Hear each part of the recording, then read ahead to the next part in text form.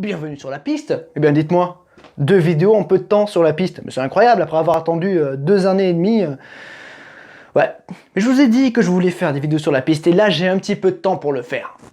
En voilà une deuxième alors. Aujourd'hui vidéo un petit peu particulière parce que je vais vous partager mon onboard, en tout cas une partie de mes caméras embarquées, de mes tours en essai libre le vendredi de la Coupe de France des circuits à Croix-en-Ternois le week-end dernier.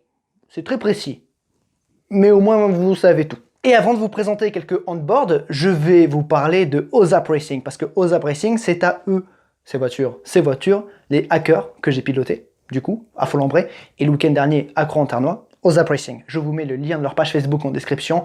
Également, je vous mets en description leur adresse mail pour leur poser des questions, parce que si j'ai pu rouler, vous pouvez le faire aussi. Sur l'aspect financier, je parle, parce que c'est accessible. Vous pouvez découvrir le sport automobile via ces voitures si vous ne l'avez pas déjà fait, ou alors simplement découvrir ces voitures si vous avez déjà un pied à l'étrier ou même bien installé en sport automobile, parce que c'est accessible. Ce sont des voitures financièrement accessibles. Vous pouvez voir avec OZAP Racing et vous pouvez leur poser toutes les questions que vous voulez. Tant que ça reste dans le domaine, je pense. Après, j'ai pas envie de vous faire dire n'importe quoi. Et ils vous répondront, parce qu'ils sont gentils. Ouais, ils sont très gentils. Et sur le plan technique, ce sont des voitures plutôt accessibles. Voilà, franchement, moi qui ai principalement fait du karting 4 temps, du karting de location, j'ai retrouvé mes repères assez facilement. Si ce n'est que, faut savoir faire le talon pointe si on veut aller un petit peu vite. Parce que c'est une boîte en H. Mais c'est trop bien le talon pointe, là, paf, tu passes le truc et ça c'est génial. Je kiffe, vous allez le découvrir tout à l'heure. Qu'est-ce que je peux vous dire d'autre à propos de ce roulage? Alors oui, c'est ma 6e et dernière session. On avait 6 sessions de 20 minutes, 3 le matin, 3 l'après-midi. Le problème c'est qu'on était mélangés avec les autres protos qui sont beaucoup plus rapides, beaucoup plus puissants, et des monoplaces. Donc vraiment, on doit souvent s'écarter pour laisser passer, et c'est très frustrant, c'est difficile d'enchaîner les tours rapides. Pour une référence, si vous voulez, mon tour le plus rapide de la journée, c'était dans les 1.8. Il faut que je trouve précisément 1.8 combien, mais c'était 1.8. Dans le passage que je vais vous montrer, je suis en régulier 1.9, 1.10. Si je vous montre ce passage, c'est parce que là, c'est là où la piste était le plus dégagée. Donc c'était le plus plaisant, le moins frustrant, où j'ai pas besoin de m'arrêter tous les 10 mètres pour laisser une autre voiture passer.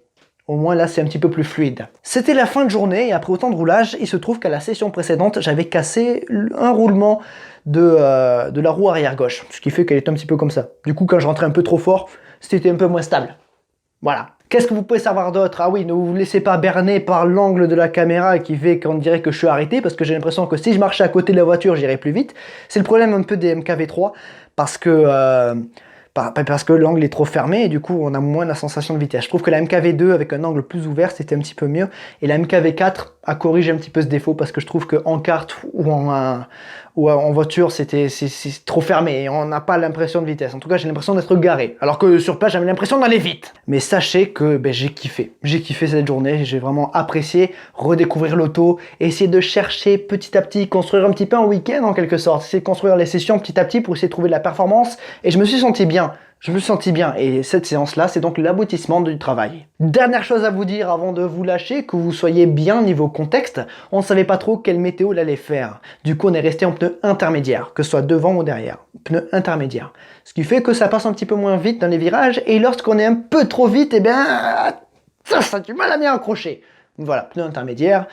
Je vous ai tout dit, profitez bien.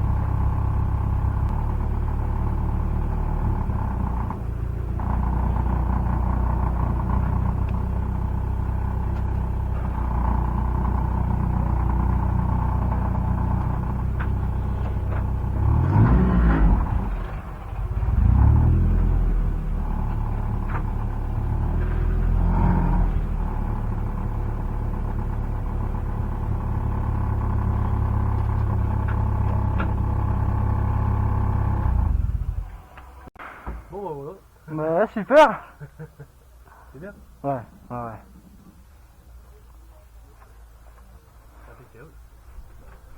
C'était mieux. Ouais, les pressions comme ça. Ouais. Ça mettait plus de temps à y aller et faut pas surconduire. Ouais. Et après elle tient. Après elle tient, tu peux l'emmener.